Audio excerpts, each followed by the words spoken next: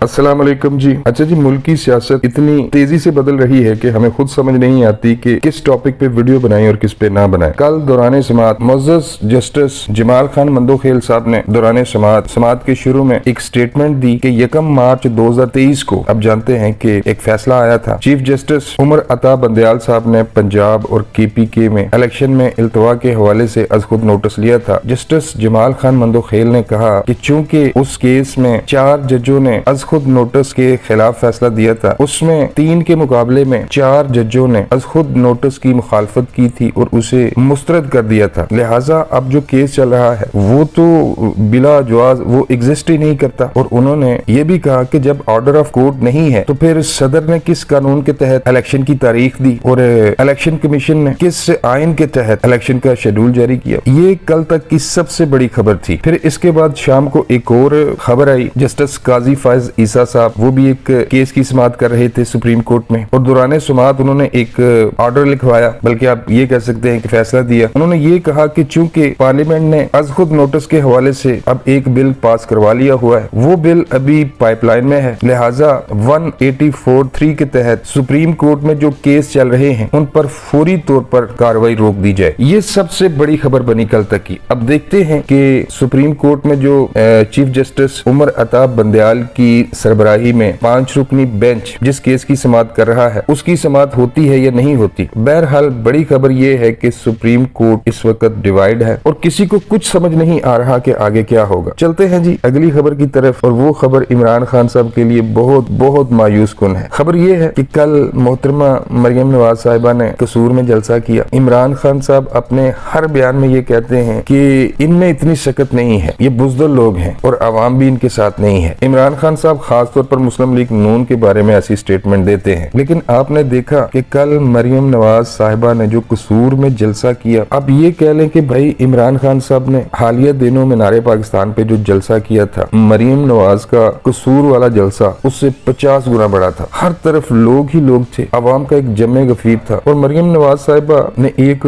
बड़ी वहां पर गलत हरकत की मेरी नजर में कि भाई इमरान खान को देखें, वो कहता है कि मेरी जान को खतरा है और बुल प्रूफ कंटेनर में बैठकर, उसमें भी वो जो बुल प्रूफ जैकेट पहनी होती है, साथ उसने मुहाफिज भी खड़े किए हुए थे कंटेनर के अंदर। बस इतना बुज़दिल बंदा है। लेकिन ये बीबी आती है कल कसूर में जलसा करने के लिए, ना इनके सामने कोई बुल प्रूफ कोई शील्ड लगाई गई, ना कोई शीशा लगाया गया, ना कुछ और इंतजाम था। कहने का मकसद ये है कि मरियम नवाज साहिबा की जान को भी खतरा है। अभी चंद दिन पहले एक ऑडियो आई है बाबे रहमते की और एक और साहब थे, वो तो ये कह रहे थे कि मरियम को कोई प्लान बनाते हैं, इसको ठोकते हैं। कहने का मकसद है वो ये बातें कर रहे थे, मरियम के कत्ल के मंसूबे बनाए जा रहे हैं। और मरियम नवाज साहिबा का चूंकि मुकाबला एक माफिया के साथ है, गुंडों के साथ है, 2 नंबर लोगों के साथ है जो सरेआम मरियम नवाज को कत्ल की धमकियां दे रहे हैं, तो मरियम नवाज को जब जलसा आम से खिताब करना चाहिए तो उन्हें भी कोई इंतजाम करना चाहिए। वो एक शीशे का कैबिन सा बना होता है छोटा सा, वो डाइस पर रख दिया जाता है। तो इस तरह के सिक्योरिटी के हवाले से मरियम नवाज साहिबा को भी कोई थोड़ा बहुत इंतजाम करना चाहिए। जलसा क्या था भाई, अवाम का एक समंदर था और लोग पुरजोश थे, लोगों में नफरत थी इमरान के खिलाफ। पिछले 4 सालों में जिस तरह उसने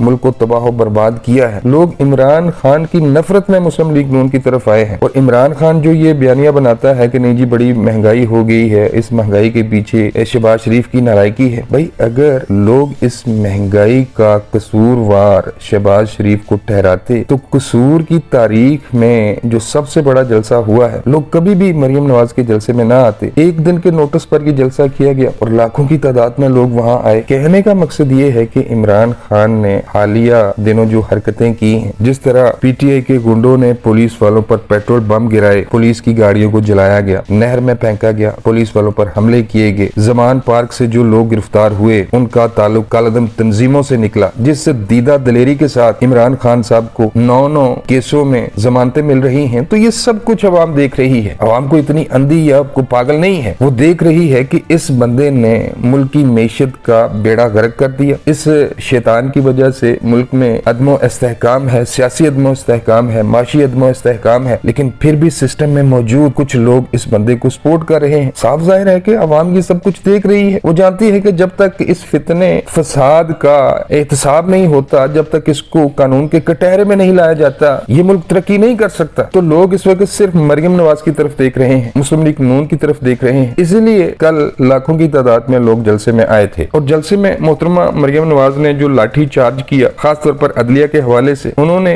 चीफ जस्टिस साहब को मुखातब करते हुए ये कहा कि मौजूद चीफ जस्टिस साहब, इलेक्शन करवाने के लिए हमारे पास 20 अरब रुपए है, लेकिन एक ही इलेक्शन 3 बार करवाने के लिए हमारे पास 60 अरब नहीं है। और जो मुफ्त आटा शहबाज शरीफ साहब दे रहे हैं, इस हवाले से भी उन्होंने बात की। अब जानते हैं कि चीफ जस्टिस साहब ने ये बयान दिया था कि लोग आटे के हसूल में लाइनों में लगे हुए हैं। तो मरियम नवाज साहिबा ने चीफ जस्टिस साहब से मुखातब करते हुए ये कहा, हम जानते हैं कि लंबी लंबी लाइनें भी लगी हुई हैं, लेकिन उन्होंने चीफ जस्टिस साहब को तंजिया अल्फाज में ये कहा कि इतनी लंबी लाइनें मुफ्त आटा लेने वाले लोगों की नहीं है जितनी लंबी लाइनें अदालतों के बाहर इंसाफ लेने वालों की हैं। तो खूब मरियम नवाज साहिबा ने लाठी चार्ज किया। उधर पार्लियामेंट में बिलावल भुट्टो साहब ने भी, भाई बिलावल भुट्टो साहब ने जो तकरीर की है कल पार्लियामेंट में, ऐसी तकरीर सिर्फ पीपल्स पार्टी के लीडर ही कर सकते हैं। उसने कल साबित किया कि उसमें भी मोहतरमा बेनजीर भुट्टो साहब वाली खुसूसियात पाई जाती हैं। तो सरेआम उसने नाम लिए, चीफ जस्टिस साहब के नाम लिए, बल्कि ऐसे ऐसे